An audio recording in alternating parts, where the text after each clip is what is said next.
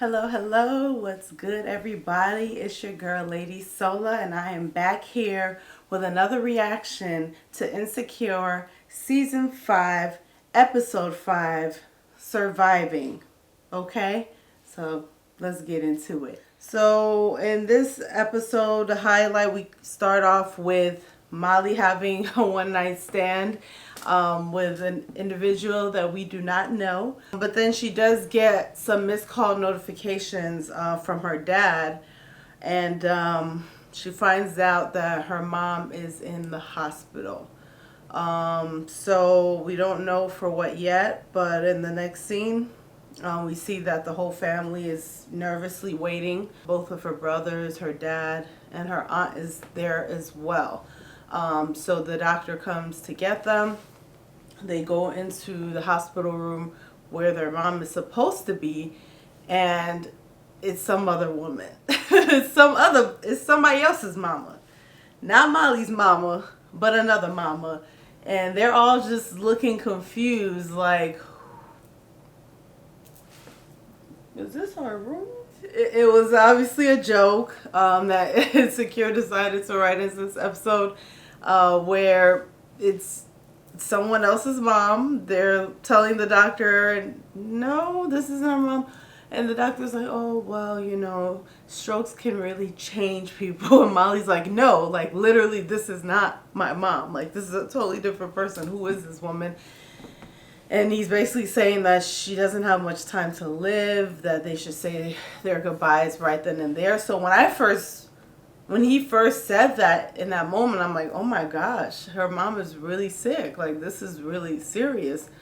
Are we going to get a death in season 5? Like, whew, I'm not ready for that. You know what I mean? Like, there's been some real lows on this show, but we've never really gotten to the level of death. I mean, we've had a shooting happen, but never death. So I definitely was taken aback when I saw that.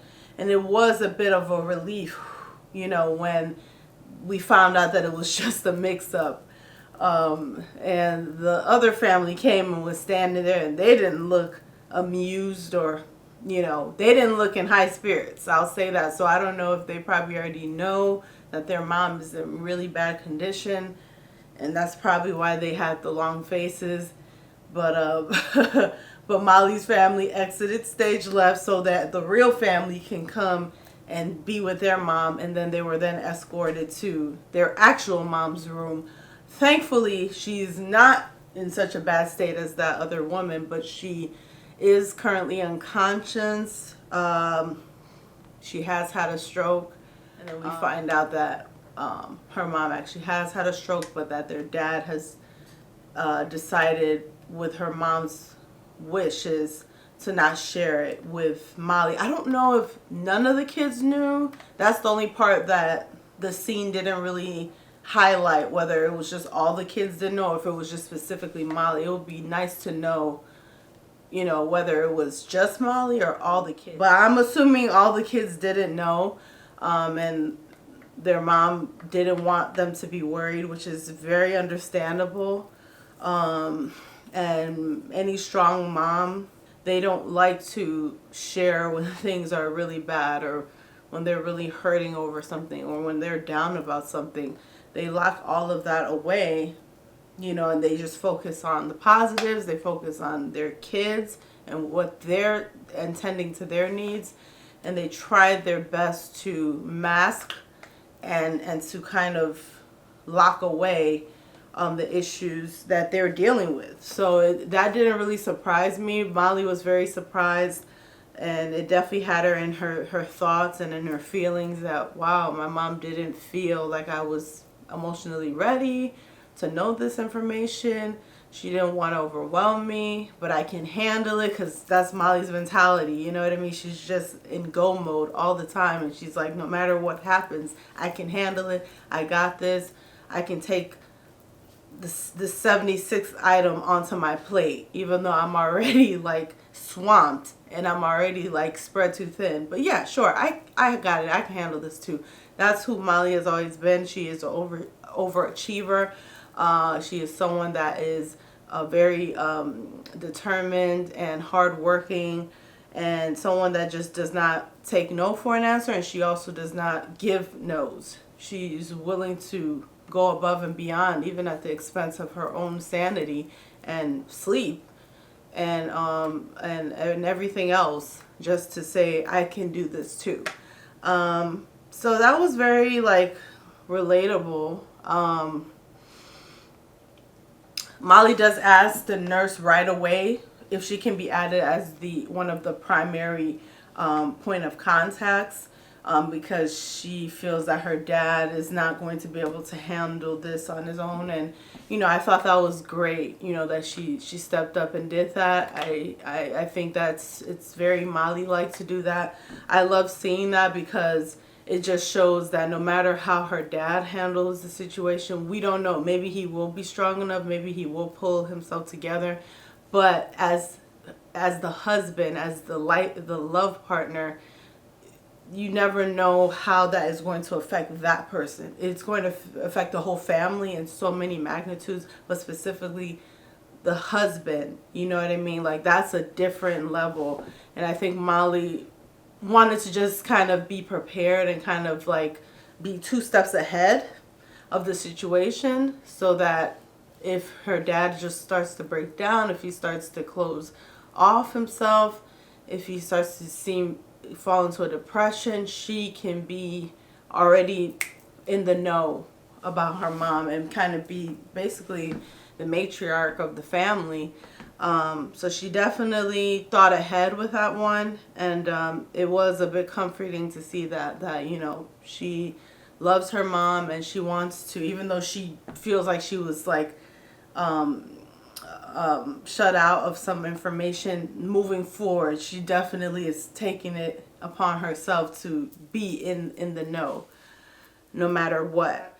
We now go to Issa sleeping in the bed at Nathan's house. She waking up to Nathan giving her a cup of coffee. So they look very couple-like. So that was nice to see their little, morning conversation and stuff. And then Issa calls Molly to find out what their plan is for later in the day. Are they still going for their reservations? And she finds out the bad news, and immediately Nathan offers to drop her off at the hospital.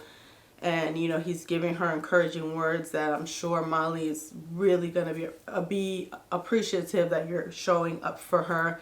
And I'm here for you too. Let me know when you want me to pick you up. And of course, Issa is trying not to, cramp his style. She's trying not to be over assumptive that, hey, we're boyfriend and girlfriend, or, oh, he could just wait on me hand and foot. Like, she's being very, like careful and cautious and thoughtful about all the moves she's making with Nathan. And maybe it's just because she doesn't want to get hurt again. She doesn't want to, be ghosted. Sorry, Nathan. I mean, that is in your history. She doesn't want to get her feelings in too deep without really knowing for sure that, okay, this is legit this time. So she's like, no, it's cool. Like, oh, I don't want to bother you. I know you probably, have stuff. You have appointments later in the day. I don't want to, like, hold you up. I want to hem you up. Like, and he's like, I got you. You know what I mean? So he's reassuring her that it's no big deal. He wants to help. This is an indication that he wants to spend time with her, quality time with her, and he's enjoying the time that he is spending with her. So I like 2 things in this action of Nathan dropping Issa off at the hospital. I like seeing that Nathan is very supportive. He didn't complain.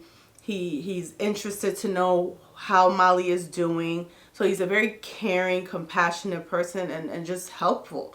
Just like with the block party last season, he was super helpful, super motivational and encouraging every step of the way. And that's why Issa was really able to follow through with that thing that was just an idea. Just kind of like, oh, something, maybe I could do this. He's like, you can do that.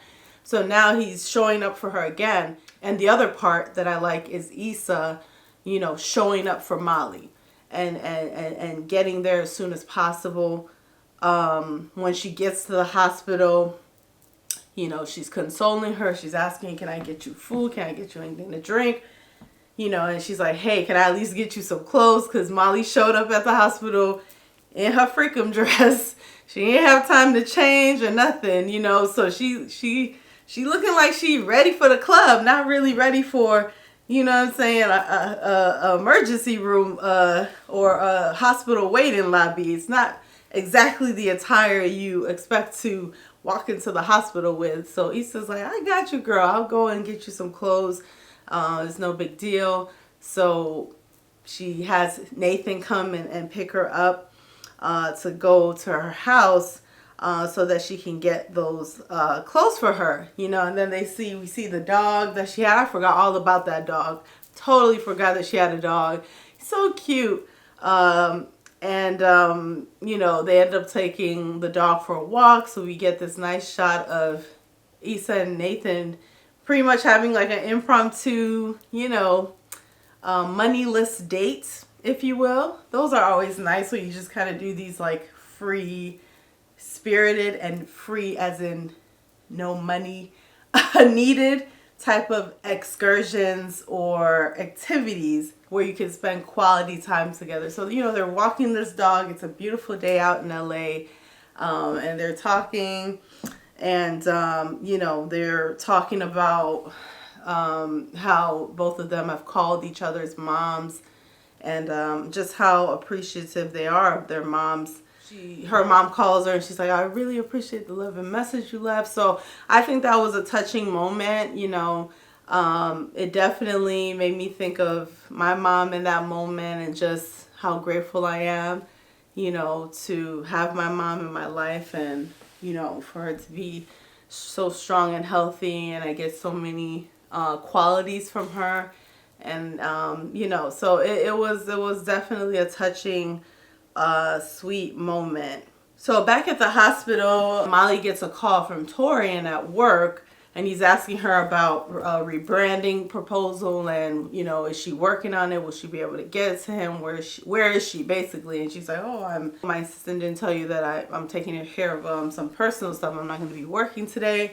And he's like, okay, so about the proposal, do you think you'll be able to get it to me? Because we want to be able to present it at the meeting or what have you that they have coming up. And this would have been a perfect opportunity for Molly to say, I'm not really sure when I can get it to you. I'm really dealing with something family related, really an emergency right now. There's a lot going on. And even Torian was willing to give her a way out and say, hey, we have another partner that can take this on. Just let me know. So it was cool to see them come a long way, Torian and Molly, because at one point they were like cats and dogs and kind of like at each other's throats at work. He kind of seemed like a hater a little bit, or he seemed threatened by Molly when she got to that law firm. So now it seems like they are very respectful of each other. I won't say friends, but they are good, healthy associates. And he was definitely trying to, look out for her in a professional way. Molly didn't take the out, of course. Instead of saying, thank you, that's a great idea, could you find someone else to do it? I really appreciate it. Like, probably what most people would have done, even people that have a lot on their plate and are strong and are willing to do it all. I think this would have been a breaking point for most people, but not for Molly. She's like, no, I can do it. When's the latest that you need it by? I got it, and it's a bit like, damn, it's a bit frustrating to see that, but I understand it because Molly doesn't know any different. You know what I mean? Like, she doesn't know how to let go. She doesn't know how to just sit and be still. Allow others to take on the workload. It's always been her. And you see that in the family dynamic with her brothers and everyone else. She's the leader. She's the one doing all the talking. She's the one that wants all the updates. She's the primary point of contact. She is the one that holds that family together and probably keeps them on point, keeps them organized. And, it has translated to every other area of her life that she likes to micromanage and try to really be the driving organizer of every part of her life. And sometimes that works great, and sometimes that's a bit detrimental. So I hated to see that. I wanted her to be like, and I wanted to see that change based on all the therapy she's gone to say, it's okay for me to let go. Tyrion's not going to judge me. He's not going to talk ish about me. I'm not going to be a horrible partner at my firm because of this. If anything, it shows your strength, you know. But unfortunately, she kind of just took the way out that she knows to take, which is, I will just work more, work longer, work harder, regardless of what that is going to do to me. So that's that. So with Issa and Nathan chilling outside with the dog, he ends up running off. So this is another stressful moment in this episode. Just added to the long list. And I was like, oh man, like I was like, that's not a good situation. I don't know how you find a dog. I don't know how long it takes for them to travel and go on an adventure and decide to come back.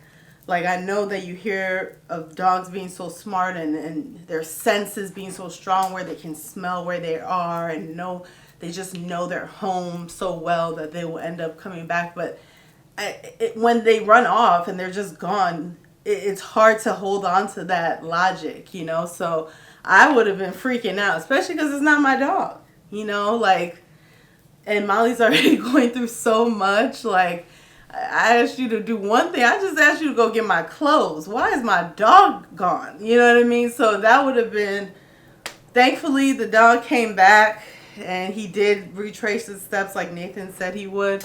But I would have been freaking out. I would have been stressed out about that. But Nathan was very helpful once again. They're walking, trying to find the dog, you know, calling him Flavor Flav. Like, I was waiting for them to say Flavor Flav, you know, like the classic way of saying Flavor Flav. How is that dog's name Flavor Flav? Like, I don't understand. I don't understand. This show is just, man, the randomness of it all. We do find out the status of Molly's mom, and it's not good. The MRI scan shows a lot of damage and that it is possible that her mom may face paralysis. That was really emotional for me, you know, to hear that, because you never want to hear a loved one being perfectly fine one day and then the next day a drastic change happens, and especially for it to be someone's mom. That is the dagger that pierces the hardest. And I was like, wow, this is scary. You know, I pray that she recovers and that she is able to get better, but for them to go in that direction, I don't know what's going to happen. And neither does the family or Molly. And it's tough. But Molly took it like a champ. You know, she was really, her strength was on full display throughout this episode, and I really admired it.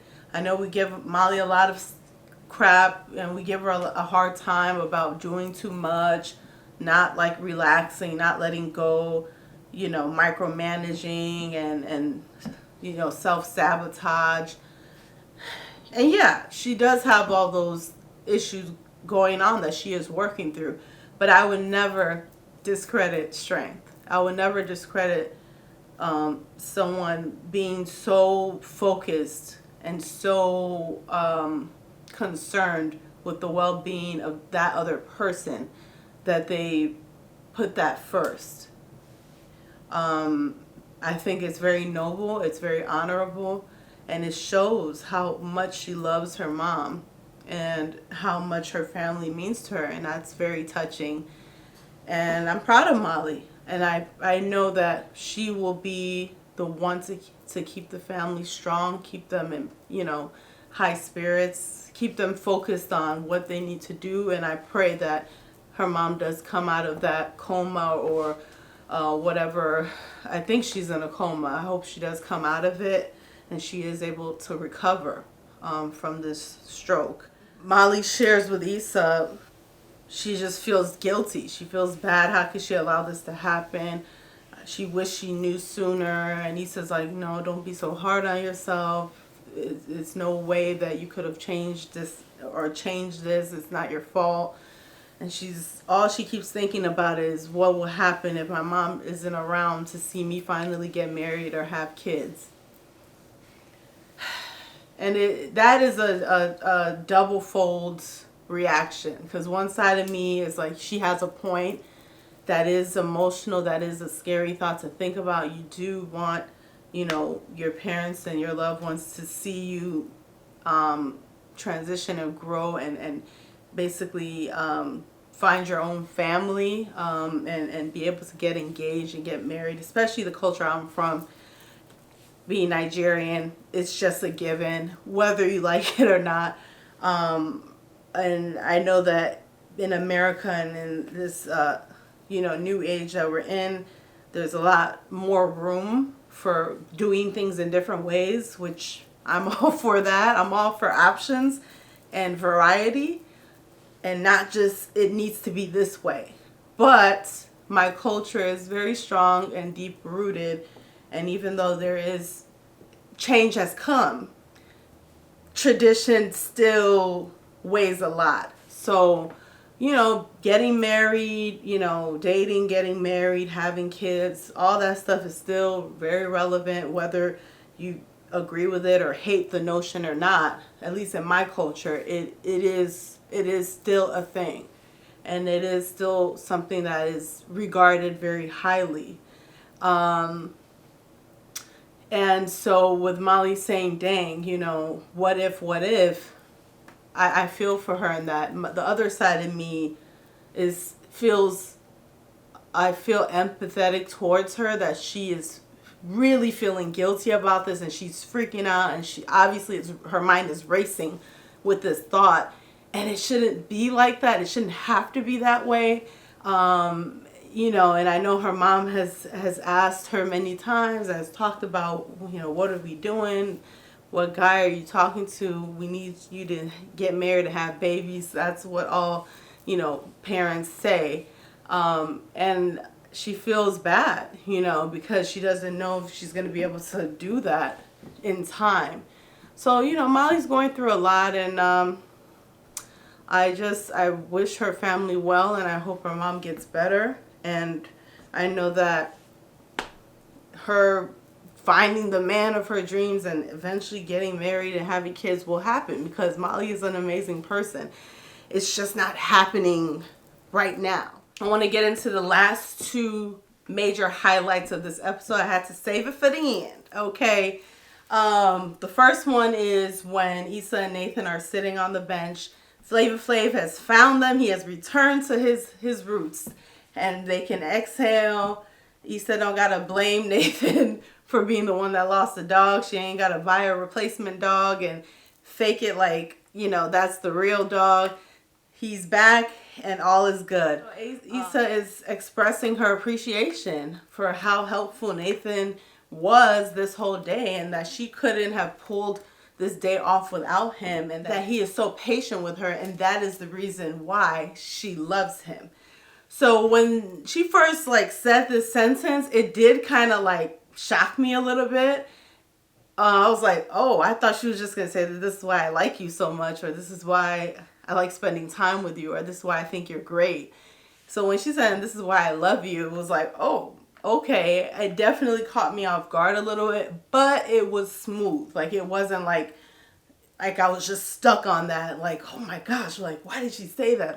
Look at how he's reacting. I really didn't think of all of that in that moment, because it did kind of just come off natural and just as part of the conversation. It wasn't this, Nathan, I have to tell you something. I've been thinking about this. It's been running through my mind. We've been seeing each other for X amount of months and we've been through so much. And I just remember the first time we met and da da da da da. And I can't hold it in anymore. I love you. Like, it wasn't that, right? Because if it would have been that and he would have just been like, then that would have been horrible. So it was definitely just a conversational piece, and she just shared. It was like a vulnerable moment, basically, but it happened to have the L word in it, which makes things a lot more dun dun dun. Like, oh wow, we're entering like really serious territory here. His reaction was, how can I put it? It was not bad. It wasn't bad. It wasn't super awkward. It was like a hint of awkward. Like, it was a little bit awkward. But it could have been much worse, right? Like, these I love you scenes and situations that you see play out on movies or TV or even in real life. It's not always, it can go bad. It can really go bad, and it can really be awkward. So this wasn't that bad. He did look a little surprised, but he kind of hid it, in my opinion. Like, I feel like he caught himself. It was like just a flash. Like, you just see a flash of, oh, wow, okay. It was almost like he was pleasantly surprised to hear it. Like, he didn't seem embarrassed. He didn't seem irritated. He didn't seem like, oh, man, I wasn't trying to have her love me. Like, I just want us to be F buddies or friends with benefits. Like, oh, man. Like, I didn't see him roll his eyes. I didn't see him give, like, an exasperated look. It was kind of just like a, oh, you do? Kind of thing. Like, a little surprised, but in a I'm flattered kind of way. And then he leans in, puts his arm around her and kisses her. And he's like grinning a little bit. Like, he's smiling a little bit. So on one hand, it's like, oh, damn. You know, Issa down 5 points. You know what I mean? Like on one hand, it's like, oh man, you know, she said I love you. He didn't say it back. But on the other hand, I still feel hopeful about them because the way Nathan is and his personality, like, I feel like that's kind of a reaction Nathan would give. Like, he's not someone that talks a whole lot. He uses his words very, I guess you would say, wisely. When he does speak, you better listen because, you know, he ain't going to be saying much. So when he does speak, obviously it's important and he has something to say. But I go off of facial expressions and body language as well. I think that's just as important as words, especially when dissecting a situation like this. So I feel like he maybe is not where she is. Maybe he hasn't thought love yet. Probably because it's just been so fast. Like, they just kind of are getting back into everything. But now that she said it and he's heard it and he received it, I think he's just taking it in. And I do think he cares a lot about her. I really do. I don't think it's one of these, oh, he a player and now he's good. Because he really got her falling for him. And he just wanted to be able to see her 3 times a week and mess with this other chick on the other side of town. And now she talking about she love him and, oh man, like, I got to get rid of her. Like, it wasn't that. You know, he really does care about her. I think the feelings are mutual. I just think he's a little bit further behind than Issa. And he's just not the type to blurt something out unless he's very sure of what he's saying. So Issa just blurted it out. I don't even think she saw it coming. I think it just kind of came out. And Nathan received it, but he's not in a mental frame of mind to, like, say, this is what I plan to tell you today. I think he's someone that really thinks what he's going to say through. He thinks about his actions ahead of time. He observes. He may not say much because maybe he's thinking and wanting to be very sure of what his thoughts are before he just starts saying stuff. So I can kind of appreciate someone like that because that helps to eliminate confusion and just, telling somebody what you think they want to hear because it will sound great in the moment. I appreciate his honesty and him trying to stay authentic to himself. So I'm not going to sit up here and say, oh man, like, oh, you know, he's just stringing her along, or he don't even love her. Like, how could he show all these signs of really caring for her and not say I love you back? Like, that's messed up. I'm not gonna go with that angle. I'm gonna go with I'm hopeful. I'm hopeful for them. I know Issa's feeling a little let down and probably a little confused, and that's gonna happen. But I think she should just stay the course and obviously have more conversations, continue to feel things out with Nathan, continue to spend time with him. Obviously, let him take the lead, kind of go with what he's leading with, and you'll learn how he feels and what may happen. So I think there's good things to come. It was awkward in the moment, but I think the whole encounter was sweet and it was still romantic. And I think they're still getting comfortable with each other. Yeah, they're not like, their chemistry is nice. I like it. I think it is a friend vibe, but I don't think that's a bad thing. I think couples that are like legit friends first and somehow are able to make it to become romantic with each other and really get together and get married, I think that's beautiful, and I think that's super legit. You know, when you can really be friends first and just have that friendly dynamic where y'all cool, y'all homies, y'all talking shit about each other, and it's all good, and you just know the person's quirks and all that stuff. So that's how I feel about it. And then the last situation, Issa walking to go get coffee in the hospital for her Molly, and then she, whoop, walks into a hallway where none other than Condola, Lawrence, and their son Elijah. She has her own appointment for the baby, and Lawrence is there. So I guess that last conversation from his episode, where I didn't really know, I thought the way it ended, I thought they were going to go their separate ways, where she was just going to say, you don't need to be involved. This isn't working. I don't feel comfortable with you around. Just go back to San Francisco, do your thing, and I'll text you updates, but I don't want to see you right now. I kind of thought that was the conclusion, but I guess what they must have decided is that he probably is like really coming every weekend. He's FaceTiming her maybe. He's seeing the baby on FaceTime throughout the week. He's texting her. He's asking her questions on her own. How are you doing? How's the baby feeling? How's the breastfeeding going? Like, he's probably really like round the clock thinking about Condola, thinking about the baby, and actually taking action, even if it's from a long distance. And I think Condola is slowly appreciating that, and that is why he is now here in LA at the hospital, which I'm assuming this is like a Saturday or something like that. And he's there present for that appointment. So happy to see it. I said it in that episode that I dragged Lawrence and I feel like he deserved it. But I'm always here for improvements. I'm always here for a redemption. And I'm happy to see that Lawrence stayed the course. And even though they had some bad arguments, he definitely decided to still stick it out and step up and be a dad. Instead of just saying, oh, well, Condola doesn't want me around, so, I mean, what am I supposed to do? You know, he did whatever. He apologized after that plane ride shake-up. I think he was, like, thinking about his child and Condola and just the important things in his life. Like, I think his life kind of flashed before his eyes when he was on that plane and it kind of had that turbulence.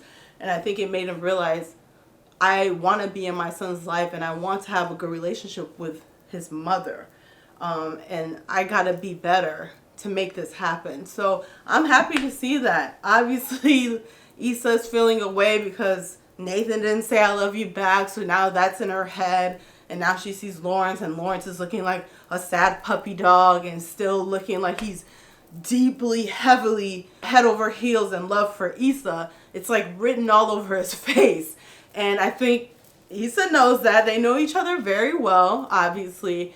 And she's getting all that transmitted throughout this hospital hallway with these fluorescent lights. I'm like, oh, here we go. What's going to happen now? Now getting into my favorite moments of the episode. My first favorite moment was when Molly's aunt went to the receptionist's desk and she said, lately when I cough, it's like a, normally it's like a ka-chee. You think it's cancer? Like, how does your cough sound relate to cancer. I just Ka-chee! Like, oh my gosh. Oh wow. You think it's cancer? Because everything got to be cancer, right? Just like with any issue we have, we using Vicks Vapor Rub to solve any ailments we may be feeling. You got to use Vicks. And if you're sick, you know, you can always use Robitussin. That's the go-to right there. Second moment, Issa and Molly switching clothes. Issa offered to go grab clothes for Molly from her house because she's in a whole revealing dress situation. And they go to the bathroom and she's like, yeah, well, maybe we should just change our clothes so that you don't have to be in this dress showing all this skin and stuff. So they change clothes, you know. Issa's like, ooh, okay, you know. Like she's like, you cute or whatever. So I thought that was funny. And Molly just taking a moment to thank Issa and really letting her know that she appreciates her, and just another reference that their relationship is actually stronger than ever. Everything that they went through last season has brought them even closer together, and they are more intentional, very much better communicators, and just very genuinely supportive of each other. And Molly's doing a great job of just being vocal about it and being expressive about it. And that, I think, will just continue to elevate their connection as friends. So I love to see that, and I love to hear them saying, I love you too, I love you, girl, you know, and hugging it out. Third favorite moment is when Issa and Nathan were talking about how they both called their moms, you know, especially after this heavy news that Molly got about her mom. It really prompted Issa to call her mom and leave her a sweet voice message, and Nathan called his mom too. So, you know, shout out to our moms, you know, like that was really, really sweet, very relatable. So yeah. And my fourth favorite moment, this is my favorite moment of all this episode, is Issa's FaceTime call with her mom, the one and only, the legendary, the iconic Wendy Raquel Robinson. Okay, we know her from Steve Harvey's show. We know her from The Game as Miss Tasha Mack. Yes, Wendy Raquel Robinson, iconic, legend in this game. I loved it. I love seeing her. I love when they have her on the show. She is just, oh man, a breath of fresh air. It's too funny, too funny. So that is it. That's all my thoughts on this one. Insecure Season 5, Episode 5, Surviving Okay. So let me know what you think. If you have any favorite moments, what stood with you, what hit home for you, please like and share this video. Please subscribe to my channel, and I will see you guys next week. Also, happy holidays. I will see you next week. Thank you so much. Bye.